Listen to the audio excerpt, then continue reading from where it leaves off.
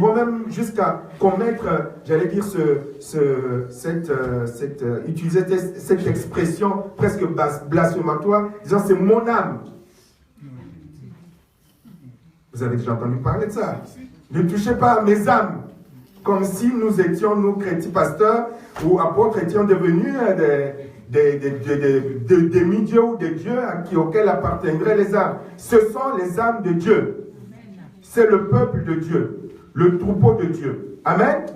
Donc, lorsqu'on le garde en conscience, on se comporte différemment.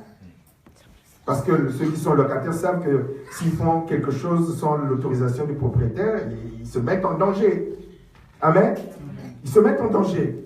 Mais dans la folie de beaucoup de ceux qui se disent serviteurs de Dieu, je pense qu'ils ne pensent pas que le propriétaire peut-être de nos maisons sont moins puissants, même négligents par rapport à Dieu. Peut-être c'est pour cela que l'apôtre Paul dit, prenez garde.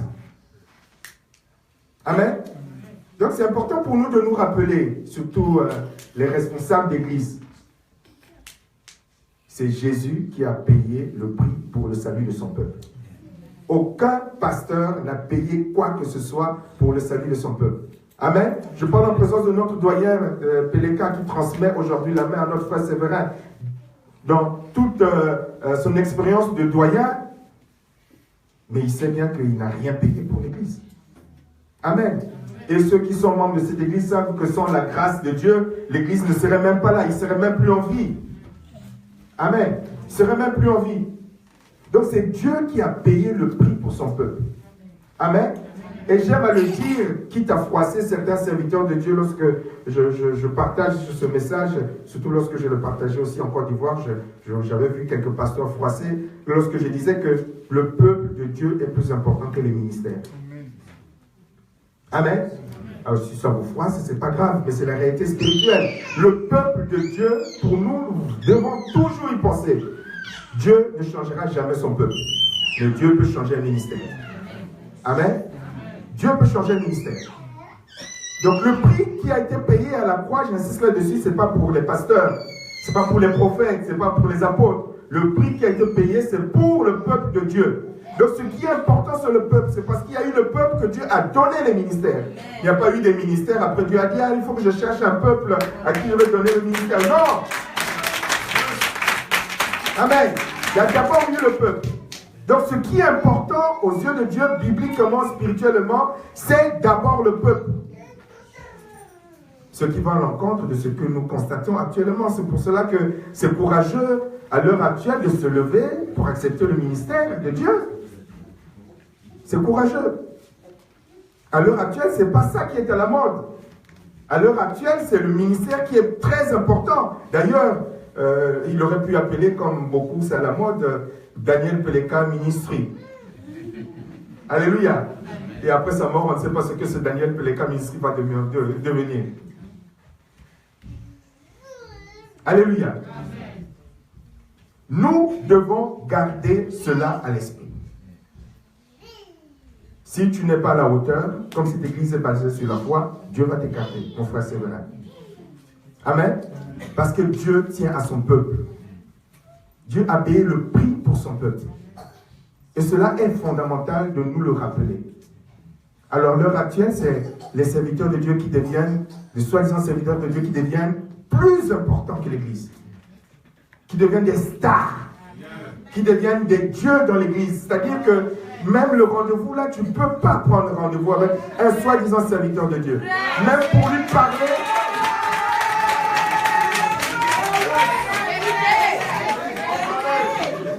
Même pour lui parler, il faut passer par la secrétaire. Alléluia. Vous savez, il y a une habitude, il y a une des choses que je n'apprécie pas, surtout, pardonnez-moi mes frères ivoiriens, lorsque j'étais en Côte d'Ivoire.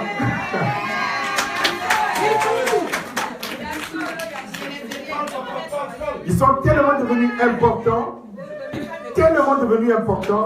et que ce qui compte, c'est de venir.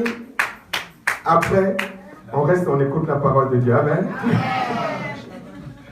Rester assis, on écoute la parole de Dieu. Ce qui importe pour eux, c'est leur notoriété. C'est leur gloire. Ils doivent être connus. Leurs femmes doivent être connues. leurs enfants doivent être connus. Et le ministère, comme disait tout à l'heure notre doyen, le ministère se transmet de fils, de père en fils, de père en fils. Aujourd'hui, le ministère est devenu un lieu, l'Église est devenue un lieu pour l'élévation de l'être humain. Le peuple de Dieu est devenu le peuple du pasteur, devenu le peuple du prophète, est devenu le peuple de la femme du pasteur. C'est-à-dire que même pour aller laver les assiettes après le culte, ce sont les fidèles qui vont aller laver les assiettes. Donc le peuple de Dieu est devenu les esclaves du pasteur, les esclaves du prophète, les esclaves de la femme du pasteur ou la femme du prophète. Même pour repasser les habits, ce sont les fidèles. Garder les enfants, ce sont les fidèles. Alléluia. Dans le sens où c'est devenu une forme d'esclavage, on utilise le peuple de Dieu. Le peuple de Dieu est sous-évalué. C'est le pasteur, c'est le prophète, c'est le bishop, c'est l'archibishop qui est élevé. Mais nous devons nous rappeler, pour nous, pour vous qui êtes vraiment le peuple de Dieu, le plus important aux yeux de Dieu, c'est le peuple de Dieu. Dieu n'a pas donné son fils Jésus-Christ pour le ministère. Dieu a donné son fils Jésus-Christ pour son peuple. Et la Bible le précise, comme nous allons le lire tout à l'heure, pour l'édification. Amen. Pour édifier le peuple. Les ministères ont été donnés pour l'édification du peuple. Les ministères n'ont pas été donnés pour que nous devenions des stars, pour que nous devenions des hommes parvenus. Alléluia. Aujourd'hui, il faut être quelqu'un pour une reconnaissance publique, pour une reconnaissance sociale, pour une reconnaissance même politique. On passe par l'Église. Mais l'Église n'a jamais été faite pour ça. Nous sommes des serviteurs. Ça s'entend. Des serviteurs de Dieu. Pour son peuple. Amen. Amen. Alléluia. Ce n'est pas le peuple qui doit servir le ministère. Il ne faut pas faire les choses à l'envers. C'est pour ça qu'on aime papa pasteur, maman pasteur, je ne sais pas trop. Non, nous sommes des serviteurs de Dieu pour le peuple. C'est parce que Dieu a tant aimé le peuple qu'il a donné son fils Jésus. Et nous sommes là pour servir, comme notre maître nous l'a montré l'exemple. Amen. Amen. Et donc c'est important, mon frère, c'est vrai, de se le rappeler. C'est vrai, si on n'a pas réellement été converti dans le Seigneur, le ministère devient le lieu où l'ego s'enfle. Amen. On impose les mains aux gens, la personne tombe, on se sent important. On parle un peu en langue, là, on se sent important. On chante un peu là, on se sent important. Mais l'église, c'est un lieu où doit régner, comme disait notre frère. Le royaume de Dieu, c'est le royaume de l'humilité. Mais actuellement, qu'est-ce qu'on constate? L'église est devenue le royaume de l'orgueil, du m'as-tu vu? Il faut s'élever, il faut qu'on me voie, il faut qu'on me reconnaisse, il faut qu'on m'acclame, il faut qu'on me célèbre. Moi. Mais ce n'est pas le royaume de Dieu, ça c'est le royaume du diable. Et dans l'église, ça ne devrait pas exister. Alléluia. D'où l'apôtre Paul le reprécise. Parfois, nous lisons la Bible comme ça. C'est le troupeau de Dieu t'a confié. Ce n'est pas ton troupeau. Alléluia. Tu es là juste pour gérer. Le responsable, le maître, c'est Dieu lui-même. Donc, quand tu regardes le peuple de Dieu, quand tu t'occupes du peuple de Dieu, quand tu t'occupes des chrétiens, il faut toujours garder à l'esprit qu'ils ne m'appartiennent pas. Je suis juste là, établi de façon peut-être passagère. Mais c'est le peuple de Dieu. Le regarder avec le regard de Dieu. Dieu regarde le peuple avec la compassion. Dieu regarde le peuple avec beaucoup d'amour. Dieu regarde le peuple avec beaucoup de tendresse. Ça te change ton comportement pastoral lorsque tu gardes cela à l'esprit. Et tu ne viens pas devant le peuple pour t'élever, tu ne viens pas devant le peuple pour massacrer, tu ne viens pas devant le peuple pour blesser, tu ne viens pas devant le peuple pour détruire, parce que tu as toujours à l'esprit, c'est le peuple de Dieu qui m'a été confié. Donc, moi, je suis, on peut me changer, je suis remplaçable, mais le peuple, non. Le peuple, non. Ça, c'est lorsqu'on a réellement compris ce que Dieu veut dire. Veillez sur lui, non par obligation, mais de bon cœur comme Dieu le désire. Faites-le non comme si vous étiez contraint, mais par dévouement comme Dieu le désire. On en revient encore. J'espère que mon frère Daniel Peleka t'a pas obligé. Forcé. De bon cœur. Amen. Faites-le de bon cœur. De bon cœur. C'est-à-dire que tu es heureux de servir Dieu. On est heureux de servir Dieu. On est heureux de servir Dieu. Il y a les souffrances du ministère, mais on est heureux. L'apôtre Paul parlait de ses souffrances, en même temps il disait soyez toujours joyeux. C'est peut-être contradictoire, mais c'est deux choses. Charnellement tu souffres, mais servir Dieu, ça apporte une joie, un bonheur extraordinaire. Hein, lorsque Dieu pour la plupart d'entre nous ici, nous sommes des chrétiens, je l'espère, lorsque au moins vous avez connu cela, au moins une fois dans votre vie, lorsque Dieu vous a utilisé pour la guérison de quelqu'un, pour la conversion de quelqu'un, pour la repentance de quelqu'un, il y a cette joie dans le ciel, d'ailleurs qui est bien décrite, il y a plus de joie dans le ciel, il y a ce bonheur. Donc on n'est pas contraint, on le fait parce qu'on a compris. Alléluia. Parce qu'on a compris ce que nous avons vu en préambule. On a compris, donc on est heureux d'être au service de Dieu. Une grâce de pouvoir contribuer à l'évolution, à la propagation de l'évangile. Mais pour moi, ce qui importe, c'est la deuxième partie, comme Dieu le désire. Comme Dieu le désire. Ça t'oblige à quelque chose. Amen. Comme Dieu le désire. Ça t'oblige à quoi? Ça nous oblige à quoi? Mais ça nous oblige à aller au pied du maître. Amen. Vous dites, maître, comment veux-tu que je m'occupe de ce troupeau? Obligé. Beaucoup de serviteurs de Dieu, ou soi-disant serviteurs de Dieu, n'ont même plus de communion personnelle avec Dieu. Amen. N'ont même plus de communion. Là, quand je parle de communion personnelle, surtout pas, ne mélangez pas prière, jeûne, lecture de la Bible avec communion avec Dieu. On peut faire toutes ces choses sans avoir une relation personnelle avec Dieu, sans avoir une communion avec Dieu. Donc on ne mélange pas les choses. Amen. On peut, comme maintenant c'est à la mode, avoir 40 jours de jeûne, de veillées de prière, de retraite spirituelle, mais sans avoir une relation personnelle avec Dieu. Amen. Sans avoir, on peut prêcher sans avoir une relation personnelle avec Dieu. On prend quelques versets par-ci, quelques versets par-là, surtout maintenant qu'il y a toutes les prédications sur le net. On peut copier une prédication et puis venir le présenter. Il suffit qu'on manque un peu de discernement, on dit, ah, il a une grande révélation. Non, c'est facile. Et c'est vrai que beaucoup l'utilisent. Ils piquent les prédications des autres, après ils viennent faire le fanfaron devant le peuple, et quand le peuple n'a pas de discernement, ils disent, ah, c'est extraordinaire, quelle connaissance. Amen. Et surtout sur Facebook, ou sur, on le voit, les gens qui piquent les prédications des autres, écrites en tout cas, et puis au lieu de, ils mettent signé de leur nom. Ça m'est arrivé de voir mes prédications se retrouver quelque part, mais la personne signe de son nom. Et une fois, il y a un qui a commis l'erreur de me l'envoyer même par mail. Et je lui ai écrit pour dire, mais attends, mais mon frère évangéliste, d'ailleurs, évangéliste, je ne sais plus trop qui. Je dis, mais attends, mais c'est ce que je t'ai envoyé. Mais seulement tu as oublié en renvoyant tes contacts, tu as oublié de m'enlever.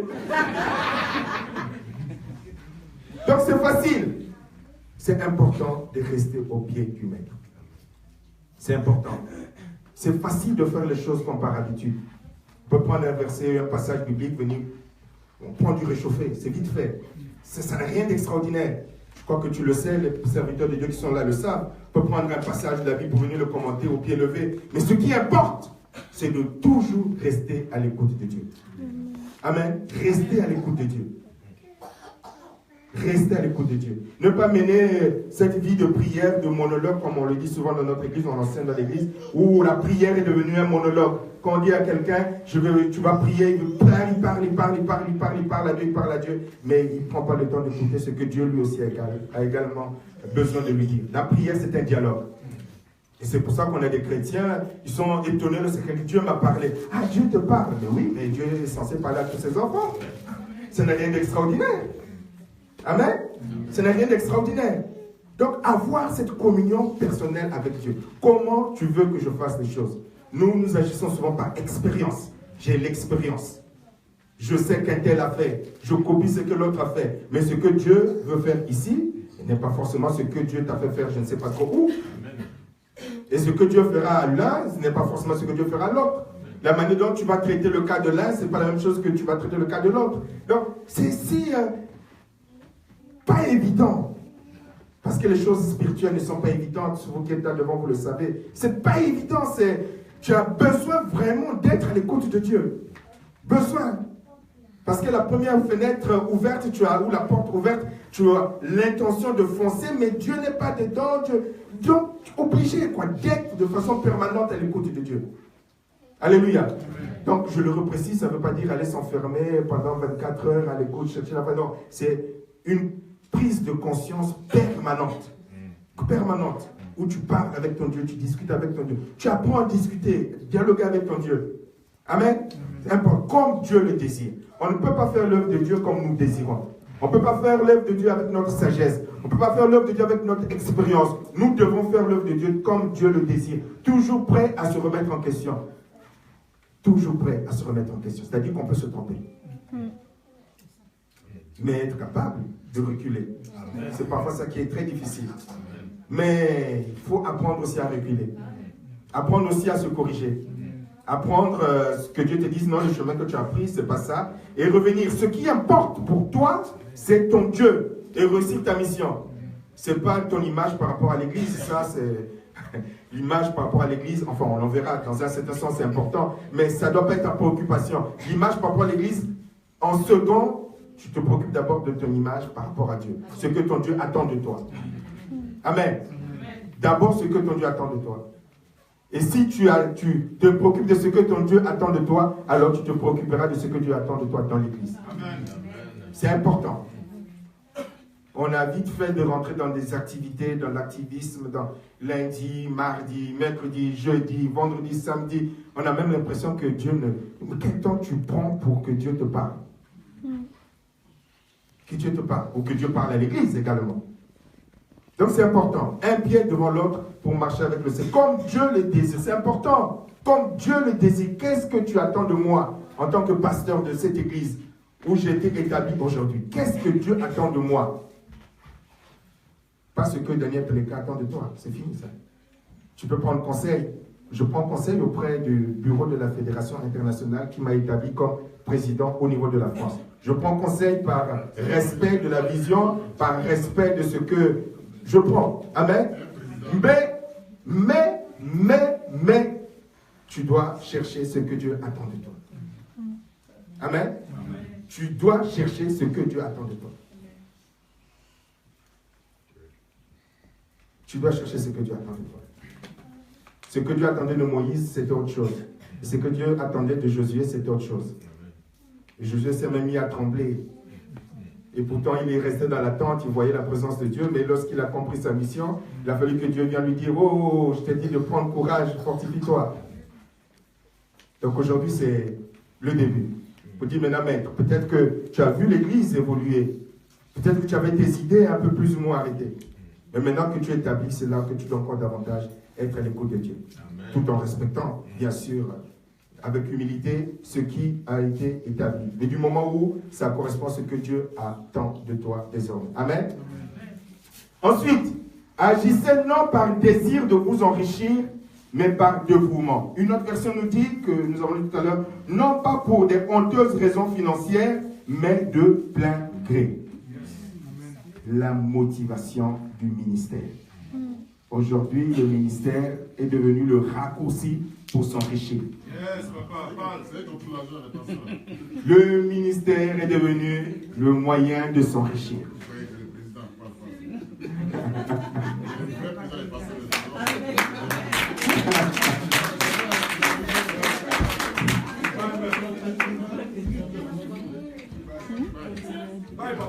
Alléluia. Le ministère est devenu le raccourci pour s'enrichir. Aujourd'hui, si on veut être riche, on devient pasteur.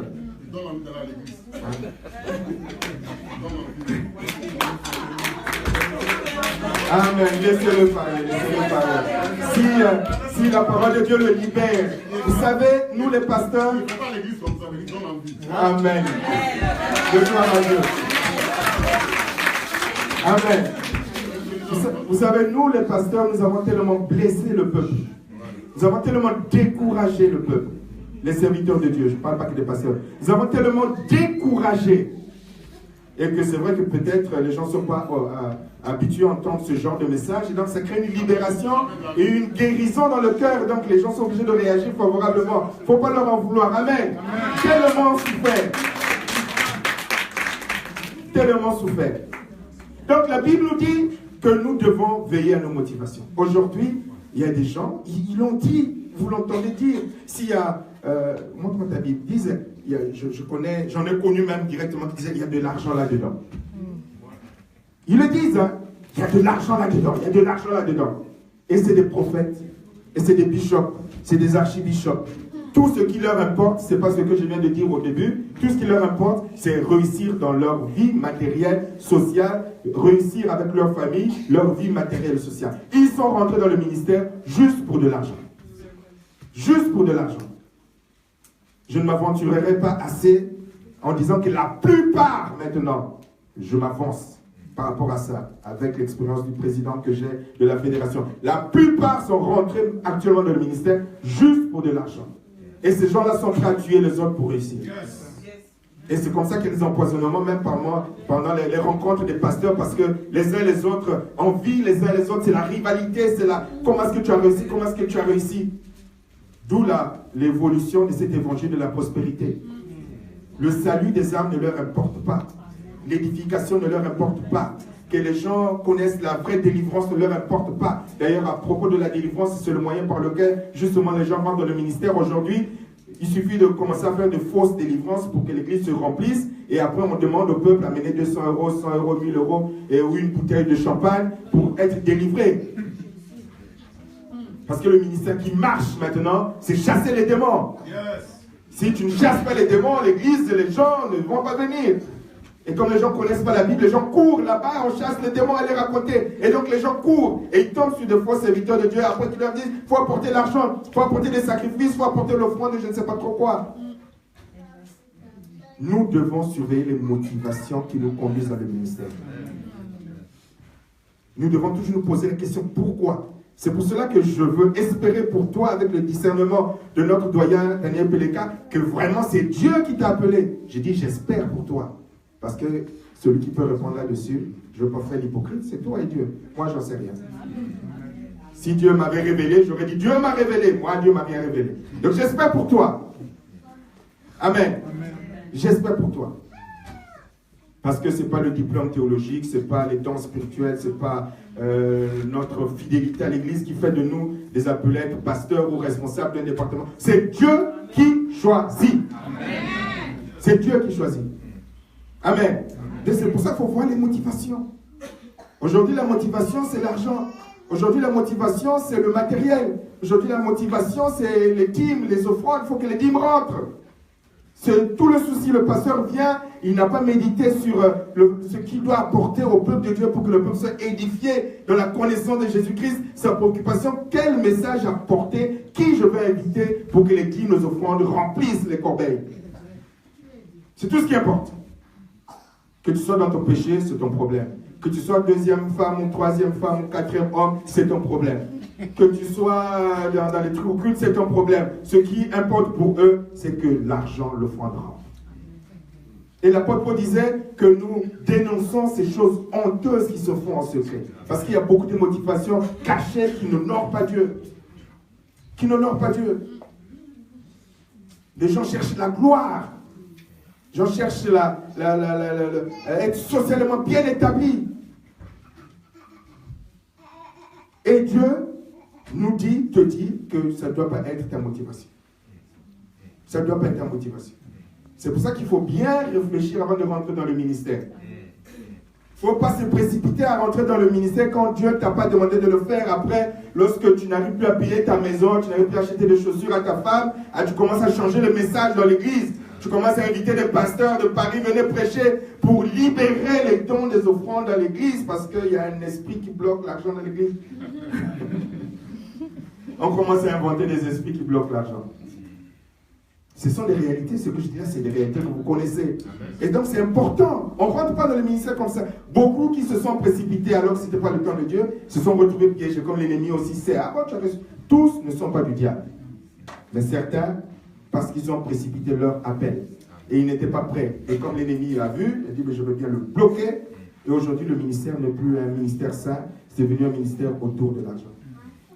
C'est pour cela qu'au niveau de la fédération, nous te disons de faire attention. Il insistait là-dessus, notre frère Daniel Peleka, pour que tu saches que l'Église appartient à une fédération. Et que l'Église n'appartient pas à un groupuscule. Aujourd'hui, ils appellent ça des réseaux. Il y a des réseaux des serviteurs de Dieu. Mais des réseaux qui ne sont pas la gloire de Dieu. Des réseaux qui sont dans des choses occultes. Les réseaux qui sont dans la mafia. Les réseaux qui sont dans des dîmes bizarres. Les réseaux qui sont dans des dons bizarres. Et qui s'invitent les uns et les autres.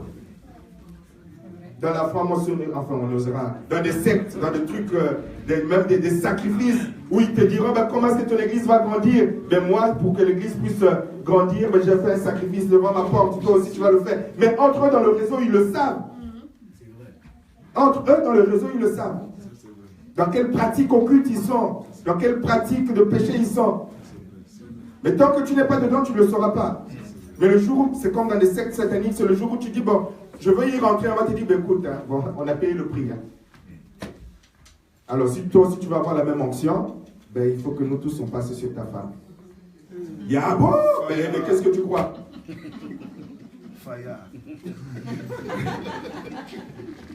C'est la réalité. C'est la réalité. Ou encore, si tu veux qu'on soit dans la même, tu rentres dans notre réseau, quand tu viens dans mon église, il y a des sœurs à ta disposition. Et quand je viens chez toi, il y a des sœurs à ma disposition. C'est des réseaux qui existent. Vous devez savoir que c'est des réseaux qui existent. Et donc, il faudra faire attention. Et nous, il tenait à ce que le pasteur, il disait, le président de la fédération doit garder l'œil sur l'église. Oui, on gardera l'œil sur l'église. Pour qu'elle ne puisse pas aller dans n'importe quel sens. Je veux devenir, moi, c'est vrai, je veux devenir un homme célèbre. Comment je veux faire? Je vais inviter l'archibishop de je ne sais pas trop où, qui va venir faire des trucs bizarres ici, là. Voilà, comme dans notre milieu, que les Ivoiriens me pardonnent, si c'est filmé. Voilà, je vais appeler une certaine relation bishop extraordinaire. Comme ça, il va venir faire des trucs ici, là, l'église va grandir, l'église va grandir. Non, il faut vraiment veiller à nos motivations. C'est important de veiller à nos motivations. C'est tellement subtil que parfois on ne se rend pas compte. Subtil. Donc que Dieu nous aide par rapport à ça. Donc ne cherchez pas à dominer ceux qui vous ont été confiés à votre garde. Ne soyez des modèles pour le troupeau. Je vais terminer par cet élément important. Très important. La Bible demande aux serviteurs de Dieu, comme on a lu dans le texte que tu as reçu tout à l'heure, que nous devons être les modèles du troupeau. Nous devons être les exemples du troupeau. Amen. Vous imaginez si tous les pasteurs s'arrêtaient pour dire, la Bible attend de moi que je sois un exemple et un modèle. Il y a beaucoup de choses qui changeraient. Or, actuellement, c'est le contraire. C'est scandale sur scandale. Scandale sur scandale de la part des soi-disant serviteurs de Dieu. Mais Dieu nous demande, Dieu te demande que tu dois être le modèle du troupeau. Tu imagines, hein? Tu veux changer d'avis ou pas? Trop tard. Tu t'es fait avoir. On aurait dû faire l'ordination après la prédication. La consécration après la prédication. Nous devons être les modèles du troupeau. Amen. Nous devons être les exemples du troupeau. C'est important. Elle dit que pour être un exemple, il faut déjà que toi-même tu sois né de nouveau. Amen. C'est élémentaire. Hein? Et pourtant, à la tête de beaucoup d'églises, on a des bébés spirituels, comme l'avait dit un serviteur de Dieu. On a même des personnes qui se disent serviteurs de Dieu, mais qui ne sont pas convertis du tout. Parce qu'on reconnaît l'arbre à son fruit. On ne peut pas se targuer d'être serviteur de Dieu, se comporter comme un païen. Amen. Mais on a l'impression que les gens sont devenus fous parce qu'il se dit serviteur de Dieu, qu'il a un ministère, qu'il a un don. Ça lui donne le droit de se comporter comme un païen. Il y a quelque chose d'illogique. Amen. Mais la Bible dit que nous devons être des modèles du troupeau. Alors c'est vrai. Vous savez, il y a une excuse des serviteurs de Dieu que je déteste. C'est lorsque le serviteur de Dieu dit, voilà, mais moi je suis un homme comme tout le monde. Vous savez, je suis comme vous, hein. Vous avez déjà vu un aveugle conduire d'autres aveugles vers un bel endroit? Ben, si tu es aveugle comme nous, pourquoi tu es à notre tête? Ben, vous allez tomber dans un trou, faire un accident, mais vous n'irez pas vraiment quelque part. Donc quand Dieu nous établit, quand vous lisez toute la Bible, je parle sous le contraire des serviteurs de Dieu devant, on voit qu'on n'établit pas pasteur n'importe qui. Si je dis quelque chose qui n'est pas vrai, je vous autorise. Même dans le choix des pasteurs, il y avait des conditions. Dans le choix des diacres, il y avait des conditions. Même sous Moïse, lorsque Moïse a dit, avec le bon conseil de Jéthro, et qu'il a dit, voilà, on va établir des chefs de 50, de 100, Moïse, il y avait la condition qui était là. Celui qui jouit d'un bon témoignage. Donc on ne choisissait pas le premier venu. Il y a des conditions dans la Bible. Tu ne peux pas nommer un responsable, quelqu'un qui se comporte comme un païen. Ce n'est pas possible. Quel exemple va donner? Or que nous, chrétiens, déjà sans être pasteurs, nous, chrétiens, pour être des témoins, nous avons ce devoir d'exemplarité. Sinon, tu ne vas pas être un témoin. Amen.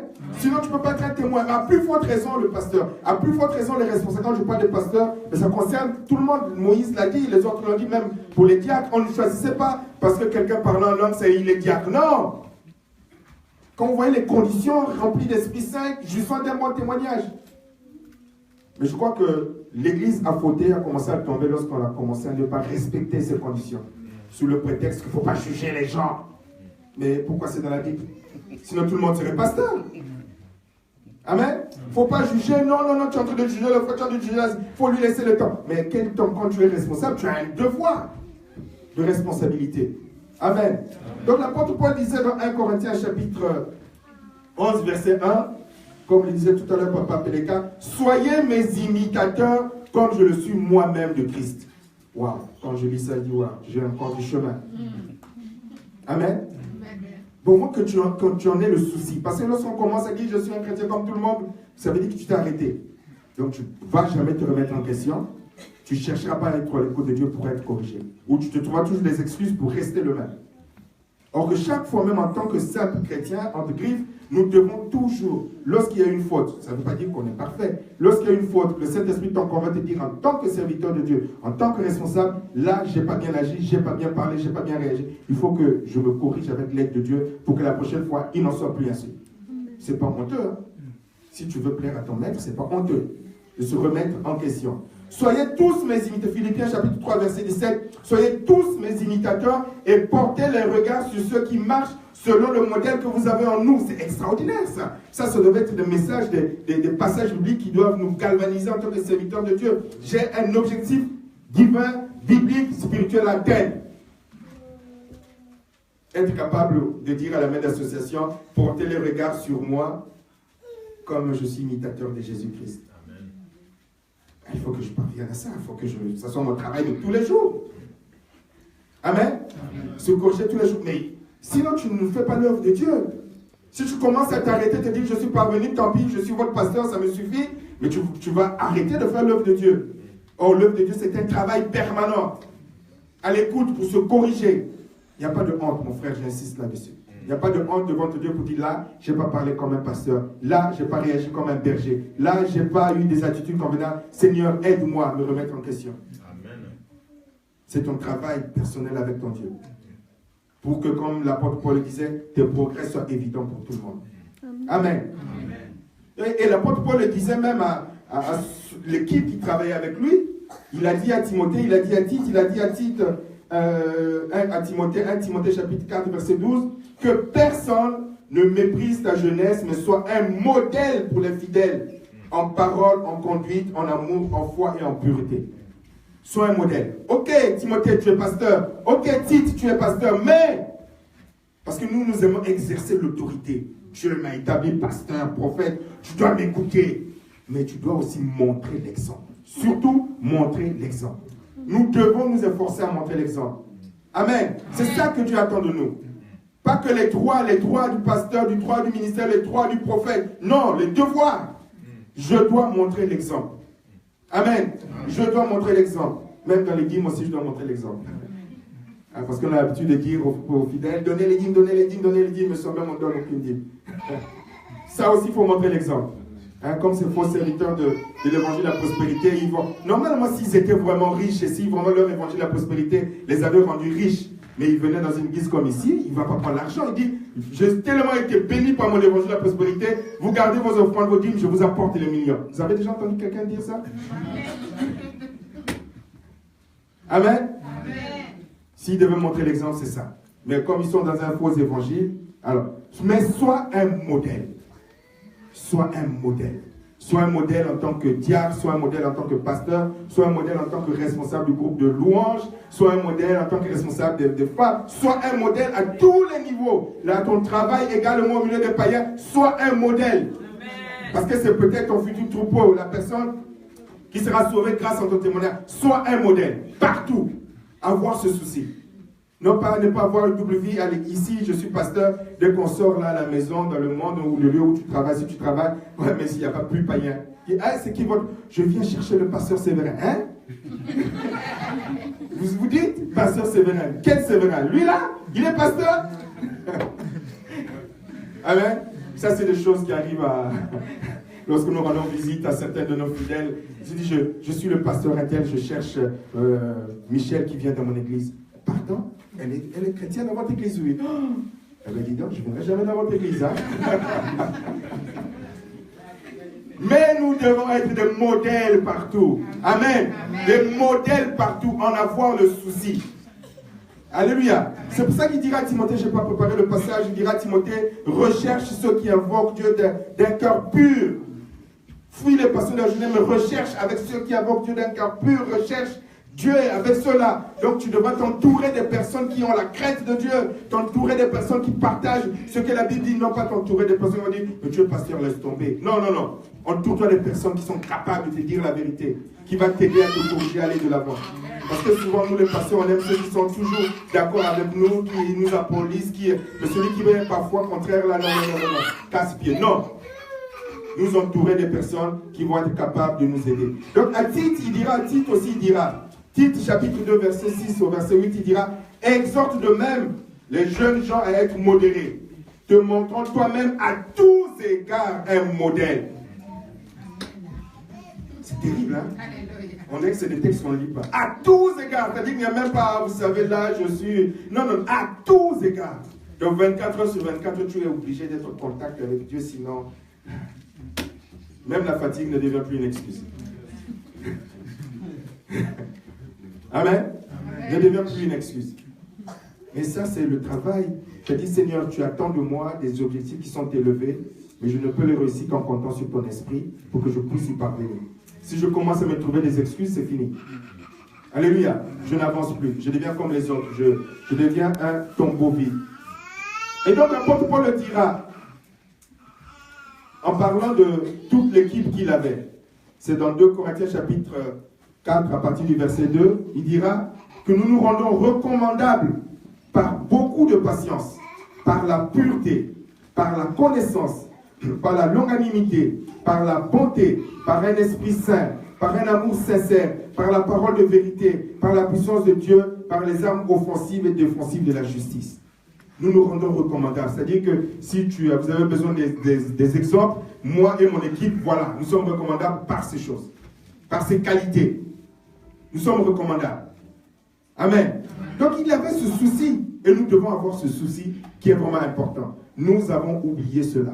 Nous nous sommes arrêtés, Dieu m'a établi pasteur, alléluia, amen. Je reste charnel, je reste bébé spirituel, mais du moment où je suis pasteur, j'ai mon étiquette de pasteur, ça me suffit, ou de prophète, ça me suffit. Non, c'est pas ça.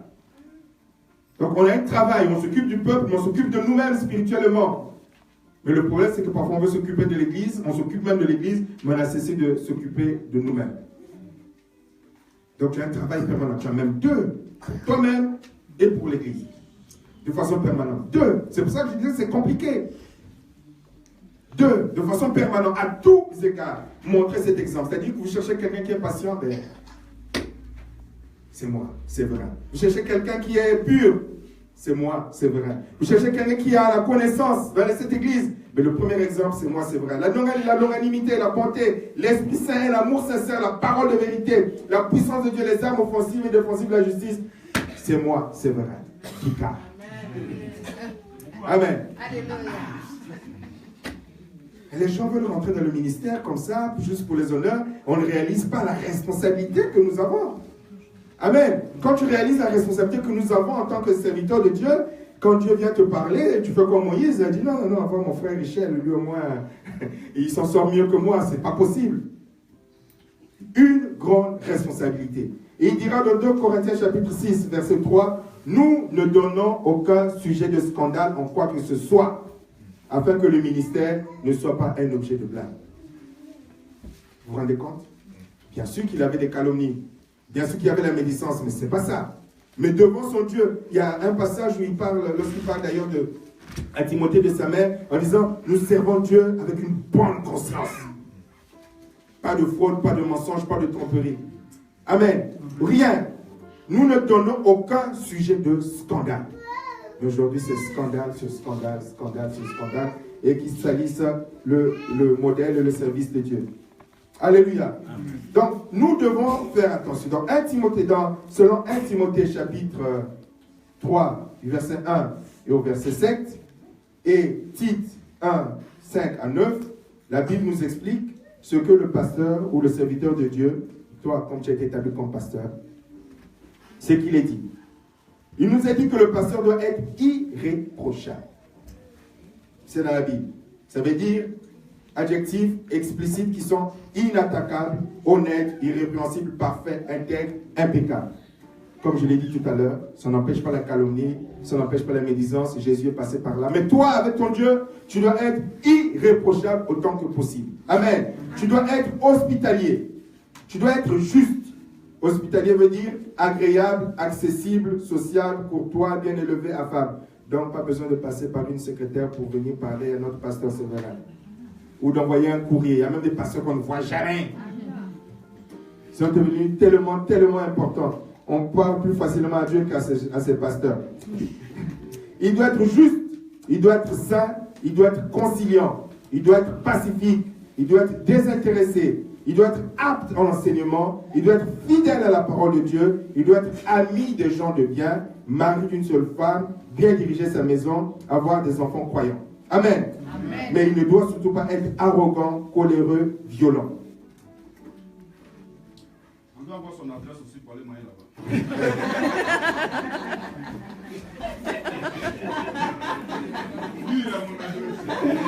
Amen. Un langage codé que les frères ivoiriens comprennent.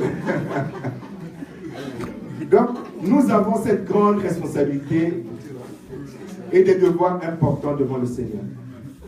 Qui nous engage, qui t'engage à faire ce travail avec crainte et tremblement, avec plaisir, parce que ce qu'on fait pour Dieu, il y a toujours une joie.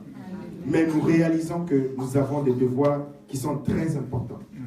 Mais trop souvent, les serviteurs de Dieu s'arrêtent sur leurs droits. J'ai le droit de ceci, j'ai le droit de cela. Et même quand ils parlent de droit, c'est plutôt des choses qui n'ont rien à voir avec leurs droits. Mais ce qui importe, parce qu'on sait que spirituellement, bibliquement, le chrétien, l'enfant de Dieu, rentre dans ses droits en respectant ses devoirs. Donc on n'a même pas besoin de réclamer quelque droit que ce soit. Dieu t'y fait rentrer automatiquement. Mais si on veut, dans ces temps difficiles et compliqués, que ceux qui appartiennent à Dieu puissent retrouver la confiance. Parce qu'aujourd'hui, beaucoup de personnes n'osent plus aller dans les églises. Il y a même beaucoup plus de chrétiens hors église que de chrétiens dans l'église. Mais si nous voulons vraiment parvenir à cela, il faut que ceux qui sont réellement des serviteurs de Dieu puissent se lever pour montrer l'exemple et montrer la différence. Amen. Afin que Dieu soit réellement honoré, afin que Dieu soit réellement glorifié. Amen. Amen.